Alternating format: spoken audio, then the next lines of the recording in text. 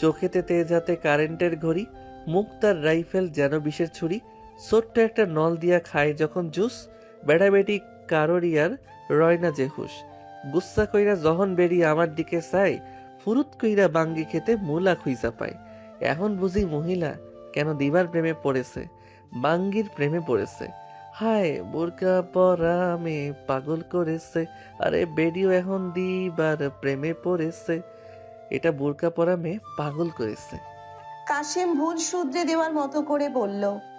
নল দিয়ে খায় না ভাই, নিকাব তুইলা খাইছে। স্বামীর লুঙ্গি ছেড়ে চেয়ারে বসে বলল। আর ওই হইল, খাইছে তো নাকি? মুহিবের ঘাড়ে হাত দিয়ে স্বামীর বুঝ দেওয়ার স্বরে বলল। শোন ভাই, মধু থাকলে মৌমাছি এমনিতেই আসবে। সেখানে তুই মৌচাক নিয়ে ঘুরে বেড়াস, সহমর্মিতা না দেখিয়ে। একটু টাইট দেখা। মুহিব মাথা নেড়ে বলল, কি লাভ ভাই, বিয়ে তো হবে অন্যজনের সাথে। গ্যারান্টি কি যে হবেই হবে? মানে? কিছু না, তাই বলছি। এমনও তো হতে পারে বিয়ের আগ মুহূর্তে মরে গেল। ও যা, বাড়ি যা। স্বামীর সোজা কাশেমকে ডেকে মাথায় চাটি মেরে বলল। বলদের বাচ্চা, তোকে বলেছিলাম লেখা যেন বোঝা না যায়। ভাই আমি তো থেরাবেড়া করে লিখছিলাম। কেউ বুঝবো না তো? না ভাই। স্বামীর সেখান থেকে বেরিয়ে বাড়ি চলে যায়। রাত হয়েছে। ইনায়া খাবার টেবিলে বসে বসে ঘুমিয়ে গেছে। স্বামীর গিয়ে টেবিল টোকা মারতেই হুড়মুড় করে উঠে পড়ল ইনায়া। স্বামীর কাঠখোট্টা গলায় বলল। কি ব্যাপার, এখনো ঘুমাসনি কেন? এখানে কি ভূতেদের সাথে মিডনাইট ডেটিং করছিস নাকি? না মানে ওই ভাবি মা সবাই ঘুমিয়ে গেছে, আর আজ তো বাড়িতে খাসির মাংস রেঁধেছে, তাই আমি আপনার জন্য অপেক্ষা করছিলাম। স্বামীর চেয়ার টেনে বসতে বসতে বলল। বিয়ার প্রস্তুতি নিচ্ছিস নাকি? সমস্যা নাই, তুই তো সব কাম করতে পারোস। ভালো জায়গায় বিয়া হইব, ধুমসে তোর বিয়া দিব। ইনায়া সামান্য মুচকি হাসলো, তারপর জিজ্ঞেস করলো। আচ্ছা ভাই, আপনি মাহাদি বা ফারনাজ মাহা নামের কাউকে চিনেন? স্বামীর কিছু একটা ভেবে বলল। না কেন বলতো? ওই যে আজ যখন কলেজ থেকে ফিরছিলাম, ওই নামের একটা আপু এসে বলল সে নাকি আপনার পরিচিত, একই ডিপার্টমেন্টে পড়েন, তাই আপনার একটা খাতা নিতে এসেছিল। কিসের খাতা? বাড়িতে তো আমি আর ভাবি বাদে কেউ ছিল না, মা আর সিভান পার্কে গেছিল, আর আপনার বই খাতা তো আমি নারী না, তাকে ভেতরে ঢুকতে দিয়েছিলাম, সে নিজে থেকেই একটা খাতা নিয়ে গিয়েছে। চেহারা দেখেছিস? আমি কি বোকা নাকি চেহারা দেখবো না? কেমন দেখতে মনে আছে? সত্যি বলতে আপনার যে এতগুলো বান্ধবী ছিল, সবচেয়ে সেরা দেখতে মেয়েটা। হলপ করে বলতে পারি ভীষণ সুন্দর, কেমন অদ্ভুত মায়াবী চোখ জোড়া, বড্ড সুন্দর, সমুদ্রের মতো গভীর, ঠোঁটজোড়া যেন ফুটন্ত রক্ত জবা, আমার চেয়েও লম্বা। আর তোর চেয়ে ধূর্ত শিক্ষিত? আপনার থেকেও ট্যালেন্ট সম্ভবত। আপনি চেহারা দেখছেন? এক ঝলক। ইনায়া আর কিছু বলল না। কেমন নিজেরই অস্বস্তি হতে লাগলো। কেন যে মাহাদিবাকে এভাবে বর্ণনা করলো নিজেও বুঝতে পারছে না। স্বামীর ভ্রুকুচকে তাকে বলল। বাইরে কম ঘোরাফেরা করবি, কিছুদিনের মধ্যে ভোট, ঝুই ঝামেলা হতে পারে। পরশু দিনের কোনো প্রস্তুতি নিয়েছিস? হ্যাঁ চলছে। স্বামীর চুপচাপ খেয়ে দিয়ে ওপরে চলে গেল। মাহবুব রুমাশার চিন্তায় বেহাল। তারপর সামনে নির্বাচন। এই মুহূর্তে তার ঠিক কি করা উচিত সেটা নিয়ে দ্বিধায় ভুগছে সে। মাহা পড়া শেষ করে কেবলমাত্র স্বামীর খাতাটা খুলল। স্পাইরাল বাইন্ডিং করা খাতা, ওপরে নাম লেখা স্বামীর বাঙ্গি মাহা। লেখাটা দেখে বেশ বিরক্ত হলো, যেহেতু সে কোনো কিছু উল্টোপাল্টা দেখতে পারে না। বিনা কারণে স্বামীর নামের পিছের বাঙ্গি লেখাটা কেটে লিখে দিল সিকান্দার। মোমবাতির আলোয় খাতাটা খুলে স্বামীর লেখাগুলোর সামনে চিরকুটটা রেখে চোখ বোলাতে আরম্ভ করলো। খাতাটা খুলে দেখতেই অবাক হয়ে গেল। বিশ্বাস হয় না এটা এলাকা খ্যাত ফুটো মাস্তানের খাতা। হাতের লেখা দেখে তবদা খেতে হয়। মাহার চেয়ে এক ধাপ এগিয়ে সুন্দর স্বামীর হাতের লেখা। মাহা এক প্রকার ভুলেই গেল কাগজ মেলানোর কথা। কি সব পুরো কাজটা করেও লাভ হলো না। তাছাড়া মাহা আর একটা বিষয় খেয়াল করলো, খাতার মাঝে মাঝে ছবি আঁকা পেন্সিল স্কেচ। অবাক হতে হয়, স্বামীর সিকান্দার এত সুন্দর আর্ট করতে পারে। কিছু পাতা ঘাটতেই মাহা একটা চোখের আর্ট দেখে হা হয়ে গেল। দুই চোখের অসম্ভব রকম সুন্দর স্কেচ। প্রথমটার নিচে লেখা NaCl। পরেরটায় ডান পাশের চোখের নিচে ছোট কাটা দাগ, চিকন ভ্রু, কপালে আবার ছোট্ট একটা টিপও আঁকিয়েছে। নিচে ইংরেজিতে ডিজাইন করে লিখেছে বেঈমান স্বার্থপর। মাহা ভাবলো হতে পারে এটা তার কোনো প্রাক্তনের ছবি। সে বড্ড মনোযোগ দিয়ে ছবিটা দেখছিল। ঠিক তখনই কেউ তার পেছন থেকে কানে ফিসফিস করে বলল, বাঙ্গির নাতনির চোখ দুটো সুন্দর না? মাহা চিৎকার করে ওঠার আগেই স্বামীর তার মুখ চেপে ধরলো। তারপর আবার আওয়াজ নিচু করে বলল, আরে চিৎকার করো না, আমি তোমার ক্ষতি করতে আসিনি। মাহা ইশারা করে হাত সরাতে বলল। স্বামীর তার সামনাসামনি বসতে প্রথমবারের মতো মাহার চেহারা দেখতে পেল, তাও আবছা। চাঁদের আলো এসে পড়েছে মাহার মুখে, পাশে জ্বলা মোমবাতি নিভে গেছে। মাহা হুড়মুড় করে ওড়না দিয়ে চেহারা ঢেকে ফেলল। পাশে থেকে ফুলদানি হাতে নিয়ে সামলে ধরে বলল, আপনি এখানে কেন এসেছেন? কিভাবে এসেছেন? স্বামীর বিছানার আধশোয়া হয়ে বলল, চোরের বাড়িতে ডাকাতি করতে এসেছি। মানেটা একদম সোজা, তুমি নকল পরিচয় দিয়ে আবার খাতা হাইজ্যাক করেছো। সামান্য একটা খাতাই তো, তার জন্য আপনি যখন তখন বাড়িতে চলে আসবেন? সামান্য খাতা মানে মানে কেমিস্ট্রি ডিপার্টমেন্টের ক্যাপ্টেনের খাতা ওটা। তুমি শিক্ষা হাইজ্যাক করেছো, এটা কি অপরাধ না? শিক্ষা হাইজ্যাক? আপনি আপনার খাতা নিয়ে চলে যান, না হয় কিন্তু আমি চিৎকার করব। স্বামীর কোনো জবাব দিল না। ওপর থেকে নিচ পর্যন্ত বাঁকা চোখে মাহাকে দেখতে লাগলো। চুলগুলো ওড়াউড়ি করছে, মাজার সমান এলোমেলো চুল ছড়িয়ে আছে পেছনে, মোটামুটি ছিমছাম গড়নের। হাত পায়ের রঙও আলতা রাঙা ফর্সা, পায়ে নিরবদয় নুপুর নিথর হয়ে আছে, গলায় একটা চিকন সোনার চেন, কানে রিং দুল। মাহা আবারও ক্ষেপে উঠে বলে, শেষবারের মতো বলছি চলে যান, নয়তো কিন্তু একদম। স্বামীর মস্করা করে বলল, কি আর করবে, মেরে দেবে? দাও, তবে ম্যাজিস্ট্রেট আফু হওয়ার আগে আবার 14 শিকের ওপারে চলে যেও না। যতই হোক সিকান্দার বাড়ির মাল বলে কথা। আপনার মতো গিরগিটিকে মারলে সরকার থেকে সম্মাননা পাওয়া যাবে। তুমি তো এখনো আমার রঙের ভ্যারাইটি এখনো দেখোইনি। ডিপজলের মা, আপনি যাবেন কিনা?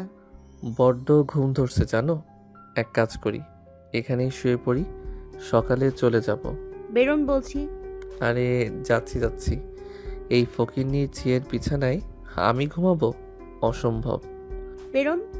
স্বামীর উঠে দাঁড়িয়ে বলল, শোনো, তোমার চেহারাটা একটু দেখাও তো, দরকারি। কচুর তরকারি। কেন দেখাবো চেহারা? কাজ আছে, দেখাও। না। স্বামীর জবরদস্তি মাহার দিকে হাত বাড়ালেই মাহা আবারও ঠাস করে স্বামীরের গালে চড় বসিয়ে দিল। স্বামীর অজ্ঞান হয়ে যাওয়ার নাটক করে বিছানায় পড়ে গেল। মাহা হুড়মুড় করে এগিয়ে গিয়ে এক আঙ্গুল দিয়ে টোকা মেরে বলল, আরে আজব, কি হলো? হাই খোদা, ভুল পয়েন্টে লাগেনি তো? মরে টরে গেল নাকি? মাহার মাথায় একবার নাড়া দিল, স্বামীর নাটক করছে। তারপর কি করবে ভেবে না পেয়ে সিরিয়াস কণ্ঠে বলল, আরে এ কি, আপনার লুঙ্গি খুলে যাবে তো? আরে এই কি বিপদ! কেন গিয়েছিলাম খাতা আনতে, আল্লাহ বাঁচাও। মাঝরাত পর্যন্ত অপেক্ষা করেও কোনো লাভ হলো না। স্বামীর একইভাবে পড়ে আছে। খাটের পাশে হেলান দিয়ে পা মুড়িয়ে বসে থাকতে থাকতে মাহা কখন হাঁটুতে মুখ গুজে ঘুমিয়ে গেছে খেয়াল নেই। স্বামীর আস্তে করে মাহার দিকে ঝুঁকে আলতো করে মুখের উপর ছিটিয়ে থাকা চুলগুলো সরিয়ে দিল। ঘুমন্ত অবস্থায় মাহাকে দেখতে ভীষণ অদ্ভুত। ঠোঁট কামড়ে সেদিকে চেয়ে থেকে মেলালো ইনায়ার বলা কথাগুলো। গভীর অতল কাজল টানা চোখ, বাঁশির মতো নাক, রক্ত জবার মতো ঠোঁট, পানির মতো স্থির তার রূপের আবহা। স্বামীর আস্তে করে বলল, আসলেই পানি সুন্দরী, বেইমানটার মতোই। বলেই সে চুপচাপ তার খাতা নিয়ে বারান্দা দিয়ে বেরিয়ে দেওয়াল টপকে বেরিয়ে গেল। চিরকুটটা নিতে চেয়েও নিল না। সকালে চাচির দরজা ধাক্কানোতে ধরপড়িয়ে লাফিয়ে ওঠে মাহা। বিছানার দিকে তাকাতেই দেখে স্বামীর নেই। বড়সড় দম ফেলে উঠে বাইরে চলে যায়। সিকান্দার বাড়িতে শিয়াম আর নুসরাতের বিয়ের অনুষ্ঠানের কাজ চলছে। স্বামীর সোফার ওপর উল্টো হয়ে শুয়ে আছে। কোথা থেকে শিভান এসে পিঠের ওপর চড়ে বসে। এ কাকা, কালকে রাতে কোথায় গিয়েছিলে? তুই জেগেছিলি? না, পানি খেতে উঠেছিলাম। বলো না কোথায় গিয়েছিলে? চরওয়ালির বাড়ি। কয়টা খেয়ে এসেছ? একটাই। ডোজ কেমন ছিল? কালকেরটায় একটু জোরেই ছিল। নিকট ঘেঁষে আদর করেছে তো। কট খাওনি? আমি খাবো কট? ধরু বাঙ্গির নাতি। আমার নাম কি? সামির শিকদার। আরো জোরে। সামির শিকদার। বেটার। সাথী এসে বলল। বাড়িতে লোকজন আসছে, তুই রেডি হসনি? স্বামীর ঘাড় নাড়িয়ে জবাব দিল। বিয়াইত্তা কাপলের বিয়ে আমি খামো না, বাইরে কাজ আছে। সাথী আর কিছু বলার আগেই নুসরাত একটা মেয়ের ছবি দেখিয়ে বলল। সামির, তুমি এই মেয়েটাকে প্রপোজ করেছিলে? ছেঁকাও দিয়েছি। কজনকে প্রপোজ করো? এটা আমার কাজিন ইমা। আমার মনটা আসলে অনেক বড়, সমুদ্রের মতো গভীর। যারেই পেলেন সেই ডুবে যাবে। আর প্রপোজ আমার তো সবসময় লাভ ইউই চলে। যেমন মস্করার সুরে স্বামীর টান দিয়ে দিয়ে শোনানো। Love you Ima, love you Ruma, love you Sathi, love you Iti, love you Riya, kiss you Aru. Inaya ছাড়া চলে না। তরু এখন নতুন জিএফ। জেনির কথা ভাবি না। নুসরাত তুমি নিশি রাইতে জাইঙ্গা ধরেই টানিছো। সাদিয়া মুলা খাইয়া খেতার তলে পা দিছো। বাত্তি দিয়া খুঁজি রাইতে রুমাশা জান্টুসরে। রানী তুমি ধলা পাইয়া হামাই গেলা ভুলে। কাশিম পেছন থেকে আর একটা লাইন যোগ করলো। মাহা, তুমি চর মারিয়া কোথায় গেলা চলে? স্বামীর বলে উঠল। সাব্বাস বেটা। নুসরাত ভেংচি কেটে চলে গেল।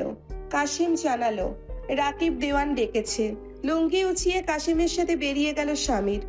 মাহা স্বামীরের হাতের লেখার সাথে এক বিন্দুও মিল পায়নি। পাবে কি করে? চিরকুটটা তো স্বামীর সিকান্দার লেখেইনি। মাহা বুঝলো নিশ্চয়ই অন্য কাউকে দিয়ে লিখিয়েছে। হঠাৎই মাহার মনে পড়ে সেদিনের ভার্সিটির ঘটনাটা। সেই দিনও লাশের সাথে একটা চিরকুট ছিল। হুড় পার করে মাহা মহিবের ঘরে যায়। মহিব ঘরে নেই, কলেও পাওয়া যাচ্ছে না। তারপর সোজা মাহবুব উদ্দিনকে কল করলে 2 বার রিং হতেই কল রিসিভ হয়। বলুন মিস মাহা। স্যার, সেদিন ভার্সিটিতে লাশের সাথে একটা চিরকুট পেয়েছিলেন, ওটা এখনো আছে। জি আছে তো। আপনার সাথে দেখা করতে হবে। আমি এখন থানায় আছি। আপনি কোথায় আছেন বলুন, আমি আসছি। আপনার আসতে হবে না, আমি আসছি। আধা ঘন্টার মধ্যে মাহা থানায় পৌঁছে গেল। মাহবুব উদ্দিন হতবাক। মাহার সন্দেহ একদম ঠিক। 2 চিরকুটের হাতের লেখা 80% মিল। মাহবুব উদ্দিন বললেন, এটাই কি সামির শিকদারের হাতের লেখা? অদ্ভুত না তো? সামিরের হাতের লেখা অনেক সুন্দর। এগুলো ইচ্ছে করে এমন করে লেখা যাতে ধরা না যায়। এতে যদি সামির শিকদারের হাত থাকেও, এটা সে অন্য কাউকে দিয়ে লিখিয়েছে। তাহলে ভার্সিটির লাশটার ব্যাপারে তদন্ত কতদূর গিয়েছে? সেখানে কি সামির শিকদারের হাত আছে বলে মনে হয়? না, মনে হয় না, কারণ শিকদার বাড়ির সকলে সেই দিন বাড়িতেই ছিল। মেয়ের আবু সালার শিকদার বাইরে ছিল না। তবে স্বামীর অত্যন্ত ধূর্ত জীব, তাকে ধরতে পারাটা মনে হয় ভয়াবহ কঠিন। আপনার কেন ঘুরে ঘুরে সামির শিকদারকেই সন্দেহ হয়? দেখুন মিস মাহা, একটা কথা সেদিন বলতে পারিনি।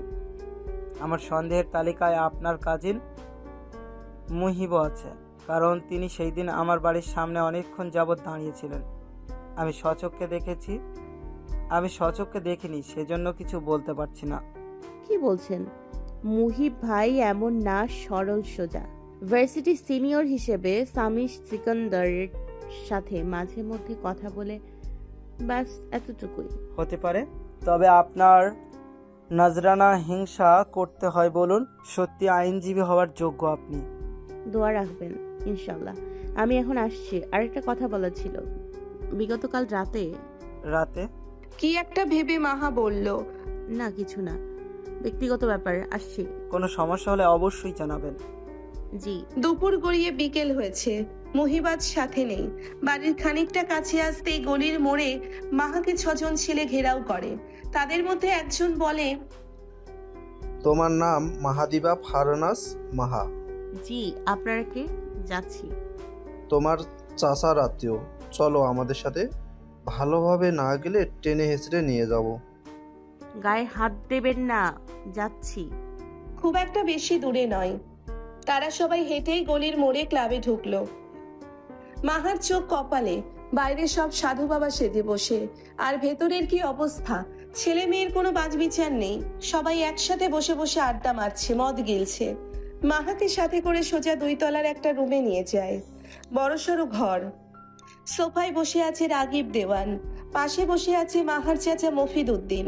পাশের সোফায় উল্টো হয়ে শুয়ে খাতায় কি যেন আঁকাআঁকি করছে স্বামীর সিকান্দার। রনি আর কাশেম পেছনে দাঁড়িয়ে স্বামীর মাহার দিকে একবার চোখ দিয়ে আবারও নিজের কাজে মন দেয়। মাহা প্রথমে একটু বিব্রত হলেও মফিদ উদ্দিনকে দেখে শান্ত হয়। রাগিব দেওয়ান বলল, এই তো কাকা, এটাই। মফিদ উদ্দিন গলা খাকারি দিয়ে বলল, কি কও? ওর তো বিয়া নির্বাচনের পর। তাতে কি বুঝছেন কাকা, 30 লাখ। তাহলে এক কাজ করা যায়, বিয়াটা পর্যন্ত অপেক্ষা করো। পারবা না? কেন নয়, সবুরে মেওয়া ফলে। স্বামীর হাই তোলে তাচ্ছিল্য করে বলল, ভুল সবুরে পেছন চলে। রাগিব তার দিকে তাকিয়ে রহস্যজনক একটা হাসি দিল। মাহা কিছু না বুঝলেও একটা নেগেটিভ চিন্তা মাথায় ঘুরতে থাকে। মাহা আর মফিদ উদ্দিন সেখান থেকে বেরিয়ে যায়। রাগিব দেওয়ান স্বামীরকে উদ্দেশ্য করে বলে, তোর মতিগতি ঠিক সুবিধার লাগছে না। ভাঙার টিনেরও লাগে না, লাগবে কি করে বলো? আমি তো আর মাম্মাস বয় নই যে আমার মতিগতি সোজা থাকবে। রাগিব বলে, কাজের কথায় আসা যাক। একটা বিষয় বুঝতে পারছি না। সামির সিকান্দার কথা বুঝতে পারছে না। ভ্যাটকাই না তো বাল, কি যেন নাম, আমাশা না হুমাশা? কাশেম ঘাড় বাঁকিয়ে বলল, না ভাই। হ্যাঁ, ওই বাঙ্গিটাকে কি করেছো? ধরে রেখে লাভ নেই। পুলিশ শালাটা সেদিকে মনোযোগ দিচ্ছে বলে আমার মনে হয় না। কেন? আরে কেন মানে, মনে হয় আমরা বাঁচিয়ে দিয়েছি বুঝলে, সম্পত্তির ভাগ কমে গেছে। রাগিব বাঁকা হেসে বলল, পার্সেলে কাকে দিয়ে পাঠাবো? তোর চেয়ে ভালো ডেলিভারি বয় কেউ আছে নাকি? ডেলিভারি চার্জ মেরে দাও, 12 ঘন্টার ভেতরে চলে যাবে। টাকা ছাড়া কিছু বোঝে না শালা। স্বামীর তার হাতের খাতা কাশেমের হাতে দিয়ে উঠে দাঁড়িয়ে লুঙ্গি ঠিক করতে করতে গানের স্বরে রাগিবের জবাব দিল, টাকা পয়সা না থাকিলে কোনো শালাই চিনে না, দুনিয়া টাকার গোলাম হইয়াছে। আরে মোল্লা ভাইয়ে ভাইবা কয়, দুনিয়া কের বাপের নয়, ফিটিং করো বুকের মেশিন গান, ধর গুলকি মারো টান, গাঞ্জা বাবার আসে গান। রাগিব সামান্য একটু হাসলো। স্বামীর তার চেলাপেলা নিয়ে বাইরে চলে যায়। লবারি ফিরতেই দেখে বাড়িতে অনুষ্ঠানের কাজ শুরু হয়ে গেছে। স্বামীর সোজা গিয়ে নিজের বিছানায় ধাম করে শুয়ে পড়ে। সাথী তাকে ডাকতে গিয়ে বলে, কি হয়েছে, এভাবে ল্যাটকায় আছিস কেন? চল বাইরে। যাব না, আমার ভাল লাগে না ওসব অনুষ্ঠান। ওদের বিয়ে একবার অ্যাটেন্ড করেছি আমি। চাচা ডাকছে তোকে। গিয়ে বল টাল লিখে পড়ে আছে, বাইরে গেলে ইজ্জতের কাবাব বানাবো। ছি সামির, তোর গা থেকে জঘন্য গন্ধ আসছে। তোকে শুকতে কে বলেছে? বাঙ্গির নাতনি, যা বেরো। সাথী বেরিয়ে গেলে স্বামীর নিচের ড্রয়ার খুলে কিসের যেন ঔষধ বের করে। ঢকঢক করে পানি গিলে টান হয়ে বিছানায় শুয়ে পড়ে। প্রায় অর্ধেক অজ্ঞান হতে হতে স্বামীর খেয়াল করে সাফিন ডাকছে। কি হয়েছে তোর? কাশেম পাশে দাঁড়িয়ে, ইনায়া মাথার কাছে বসে নিঃশব্দে কাঁদছে। সাফিন কাশেমকে ডেকে বাহিরে নিয়ে যায়। স্বামীর ঘাড় ঘুরিয়ে ইনায়াকে জিজ্ঞেস করে, শোন, আমাকে একবার টাচ করতো। ইনায়া আস্তে করে স্বামীরের গালে হাত ছুঁয়ে দেয়। স্বামীর কপাল কুঁচকে বলে, টাচ যখন লেগেছে মানে এখনো পটল তুলিনি। মরা কান্না কাঁদছিস কেন? ভয় পেয়ে গেছিলাম, কি হয়েছিল আমার? চোখ মুখ উল্টে গেছিল, চেহারা পুরো লাল হয়ে গেছিল। 3 ঘন্টা যাবৎ অজ্ঞান ছিলেন। ও যা, এক কাপ কড়া করে চা বানিয়ে আন। ইনায়া উঠে যেতে যেতে আবার ফিরে এসে বলল, শামীম ভাই, আপনি টেস্ট করতে গিয়ে। চুপচাপ চলে যা, নিজের কাজ কর। ইনায়া ধরতে পেরেছে রাগিব তাকে ড্রাগস টেস্ট করতে রেখেছিল, তবে হয়তো তাতে অ্যালার্জেটিক কিছু ছিল যার কারণে এমন হয়েছে। এর আগেও এমনটা হয়েছে। সাফিন রাগিবকে মানা করেছিল যে ওই ধাঁচের ড্রাগ যেন স্বামীরকে না দেয়। রাগিব বা স্বামীর কেউ সে কথা পরোয়া করে না। বাহিরে নুসরাত আর শিয়াম সিকান্দারের বিয়ের অনুষ্ঠান হচ্ছে, সবাই সেখানে। শুধু ইনায়া আর সাথী মানা করা সত্ত্বেও স্বামীরের ঘরের সামনে দাঁড়িয়ে আছে। সিভান গিয়ে ওদের দুজনকে নিচে যেতে বলে স্বামীরের কাছে গিয়ে দাঁড়ালো। এ কাকা, তোমার চুলগুলো বড় হয়েছে, কাটবা না? তোরও বাল পেকেছে, মরবি না? বাল মানে কি গো? ঢ্যাঙ্গা মারা চুল। সে যাই হোক, তুমি যা খেয়ে এসেছ ওটা কি অনেক দাম? আমি তোদের মতো ভিখারি বা ফকিরনির ঝি নই। এক হাতে কামাই করি আর এক হাতে চলি, এক হাতে কামাই করি আর এক হাতে ঢালি। তখনই সাফিন এসে বলল, কি একবারে কামাই মারাও। বেকার তো নই, কামাই করি ব্যাস। কোথা থেকে কি এটা ফ্যাক্ট না। তোর পরীক্ষা কবে থেকে? দেরি আছে, 1-1.5 মাস। পড়াশোনা ঠিক রেখে বাইরে যা খুশি মারাগা। সাফিনের কথা শেষ হতেই বাহির থেকে ইনায়া এসে ডেকে নিয়ে যায়। স্বামীর একা একা উল্টো ঘুরে শুয়ে থাকে। শিয়াম আর নুসরাতের বিয়ের অনুষ্ঠান শেষে শালার সিকান্দার স্বামীরের খোঁজ করলেন। সাথী জবাব দিল জ্বর এসেছে। মাঝরাতে ইনায়া চেক করতে গিয়ে দেখে স্বামীর ঘরে নেই। রুমের দরজা খোলা, জানালাও খোলা, ফ্যানটাও চলছে। বরাবরই স্বামীর লাইট ফ্যান বন্ধ না করেই বেরিয়ে যায়, খেয়াল করে না। সাথী যখন জিজ্ঞেস করে বলে, আমি কি তোদের মতো ফকিরনির ঝি নাকি? বিল দেওয়ার ক্ষমতা আছে আমার। ইনায়া প্রথমে সাফিনের ঘরের সামনে যায়, ভয়ে ডাকতে সাহস হয় না। শিয়ামের দরজা থেকেও ঘুরে আসে। নিজের ঘরে গিয়ে দেখে সিভান বসে থেকে চোখ কচলাচ্ছে। ইনায়াকে ঢুকতে দেখে বলে, তুমি কোথায় গিয়েছিলে? ওই সিবান, শামিন ভাই ঘরে নেই। টেনশন করো না, কাকা হয় চর খেতে গেছে, আর না হয় মন ভাঙতে গেছে। তুই কি করে জানিস? জানি জানি, মাঝে মধ্যেই যায়। যা গিয়ে পড়তে বস। ইনায়ার কথা মতো সিভান গিয়ে আবার শুয়ে পড়ে। যতদিন সিভানের মা বেঁচে ছিল সাফিনের ঘরেই থাকতো। মা মরার পর থেকে ইনায়ার কাছে থাকে। মাঝে মাঝে স্বামীরের ঘরে শুয়ে পড়ে। স্বামীর কিছু বলে না। স্বামীর সারাদিন প্রায় ঘুমিয়েই ছিল। রাত প্রায় 12টার দিকে কল আসে রনির। ভাই, রাগিব ভাই ডেকেছে। কল কেটে সোজা বেরিয়ে যায় স্বামীর। গলির মোড়ে সেই ক্লাবে গিয়ে দেখে রাগিব দেওয়ান একটা চেয়ারে বসে। স্বামীর হাই তুলে জিজ্ঞেস করে, কি ব্যাপার? রাত বিরাতে আমাকে এভাবে ডাকাডাকি করে কি বোঝাতে চাও? রাগিব কোনো কথা না বলে একটা 1000 টাকার বান্ডিল ছুঁড়ে বলল, এতে চলবে। হামাগুড়ি দেবে? রাগিব বাঁকা হেসে আরো 2 বান্ডিল ফেলে বলে, শালা যাতে মাতাল তালে ঠিক এবার। জগিং করবে, সমস্যা নাই। কত সময় লাগবে এটা ডেলিভারিতে? সেটা আমার বিষয়। তবে এইটুকু বক্সে আটলো কি করে? কেটে আটিয়েছ নাকি আবার? দাগ থেকে যাবে না তো? সেটা তোর ব্যাপার। রাগিব আর কিচ্ছু বলল না। স্বামীর হাতে গ্লাভস পরে রনির দিকে একটা এগিয়ে দিল। কালো কাপড় দিয়ে চেহারা ঢাকলো। দেখে বোঝা যায় দক্ষ ডাকাত। রনি আর স্বামীর বক্সটা ধরে বেঁধে জিপ গাড়িতে তুলল। টাকার বান্ডেলগুলো গাড়িতে থাকা একটা ব্যাগে রাখলো। গাড়িটা নিয়ে দাঁড় করালো মাহবুব উদ্দিনের বাড়ির একটু দূরে। বক্সটা তোলার সময় রনি বলল, ভাই একটু বেশি পাতলা না? পাতলা তো হবেই, চিকন কাটছে। আর যে কদিন রাগিবের কাছে ছিল তোর কি মনে হয় উকতে উকতে কোরমার আইন দেখা হয়েছে? তা ঠিক না, তবে আরে বাঙ্গির বাচ্চা, কথা কম বল। বাস খাওয়াবি নাকি? দুজন মিলে বক্সটা মাহবুব উদ্দিনের বাড়ির দরজায় রেখে যেই না পিছে ঘুরে দাঁড়াবে, অমনি একটা কালো কুকুর তাদের তাড়া করে ধরে। মাহবুব বিষয়টা খেয়াল করলেও তেমন পাত্তা দিল না। রাতের বেলা কুকুরেরা এভাবে প্রায়ই তাড়া করে বেড়ায়। রনি বলদের মতো স্বামীরের সাথে সাথে দৌড়াচ্ছে। স্বামীর বলে, আরে বাঙ্গির নাতি, অন্যদিকে দৌড়া, কোলে কোলে ভাগছিস কেন? রনি অন্যদিকে গেল ঠিকই, কুকুরটা রনিকেই তেড়ে ধরল। স্বামীর পেছন থেকে একটা চেলেকোঠা তুলে দৌড়ে গিয়ে সজোরে 2 বাড়ি মেরে দিল। কুকুরটা ঘেউ ঘেউ করতে করতে দৌড়ে পালালো। হাঁটুতে ভর দিয়ে দাঁড়িয়ে রনি জোরে জোরে হাঁপ ছাড়তে লাগলো। স্বামীর মুখের কালো কাপড় খুলে বলল, মরলেও কি শালা লুঙ্গি টেনে পেছন পেছন যাবি নাকি? কমন সেন্স নাই? এরকম দৌড়ানি কম খাইছি ভাই। পুলিশের দৌড়ানি চাই, কুত্তার দৌড়ানি মেলা ভয়ানক। পুনরায় কালো মাস্কের গভীরে চেহারা ঢেকে রাতের অন্ধকারে হারিয়ে গেল।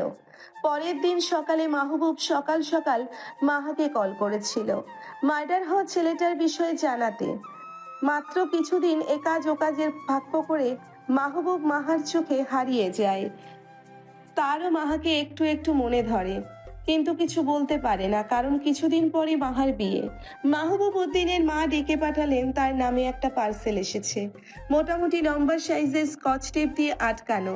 মাহবুব তার মাকে বলল, এটা এখন খুলবা না, আমার এখন রোমাশাকে খুঁজে বের করতে হবে। আমি খুলি? খুলো। বলেই মাহবুব নিজের ঘরে চলে গেল। 2 মিনিটের মাথায় মাহবুব উদ্দিনের মা বাড়ি কাঁপা কাঁপানো চিৎকার করে ওঠেন। মাহবুব দৌড়ে নিচে চলে আসলে দেখতে পায় মা অজ্ঞান হয়ে গেছে।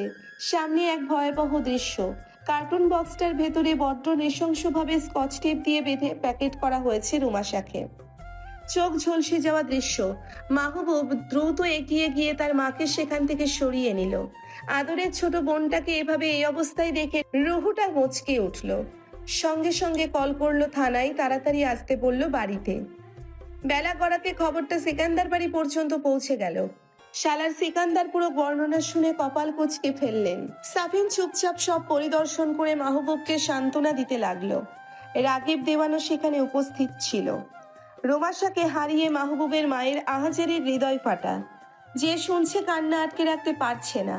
মহিবের মাধ্যমে খবর পেয়ে মাহা ছুটতে ছুটতে চলে আসে। বড্ড করুণ দৃশ্য।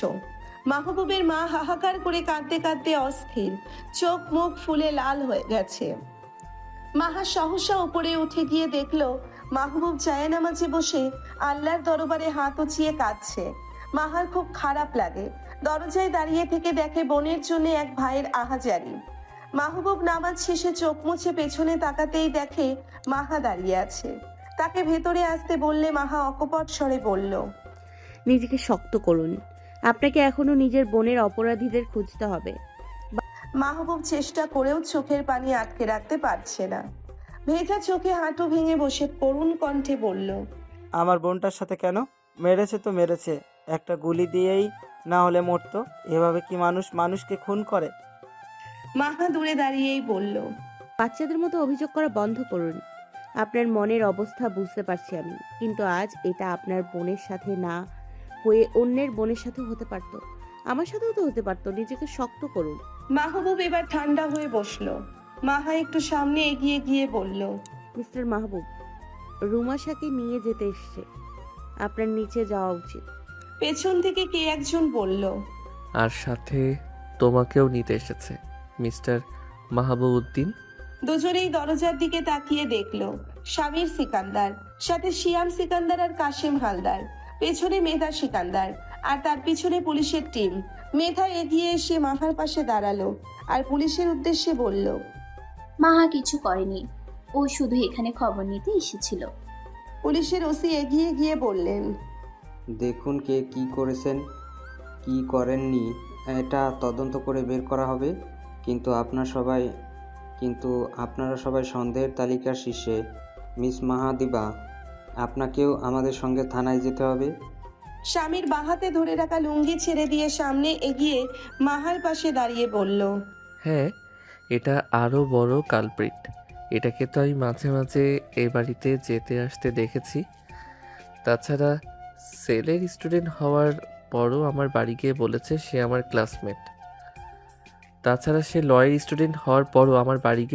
সে আমার ক্লাসমেট। বলে আমার খাতা ছিনতাই করেছে। আমি হলাম সায়েন্সের স্টুডেন্ট, সে আমার খাতা নিয়ে কি করবে? ব্যাপারটা সন্দেহের নয় কি? মেধা মাহাকে টেনে রেখে বলল, কি বলছেন আপনি এসব? আরে আজ পর্যন্ত শুধু 2 বার এসেছে ও, তাও আমি জানতাম। স্বামীর বলল, আচ্ছা 2 বার এসেছে সেটাও মানলাম, কিন্তু কেন? আর বাড়িতেই নকল পরিচয়ে কোন সাহসে গিয়েছিল? তখন বাড়িতে কোনো পুরুষের উপস্থিতি ছিল না, জানা সত্ত্বেও সে গিয়েছে। ওসি সাহেব জিজ্ঞেস করলো, স্বামীর তুমি আসলে কি বলতে চাইছো? স্বামীর আবারও লুঙ্গি উঁচিয়ে মাথায় হাত বুলিয়ে না জানার ভান করে বলে, দেখেন স্যার, সামনে ইলেকশন। আমার ভাইয়ের পেছনে লাগার মানুষের অভাব নাই। তাছাড়া যদি কেউ এর মধ্যে থেকে আমাদের বাড়ির কোনো মেয়ে বা বাচ্চাকে উঠিয়ে নিয়ে যায়, হতেও তো পারে এরা নারী পাচার বা অবৈধ কোনো ব্যবসায় জড়িত। মাহা ঘাড় তুলে বলে,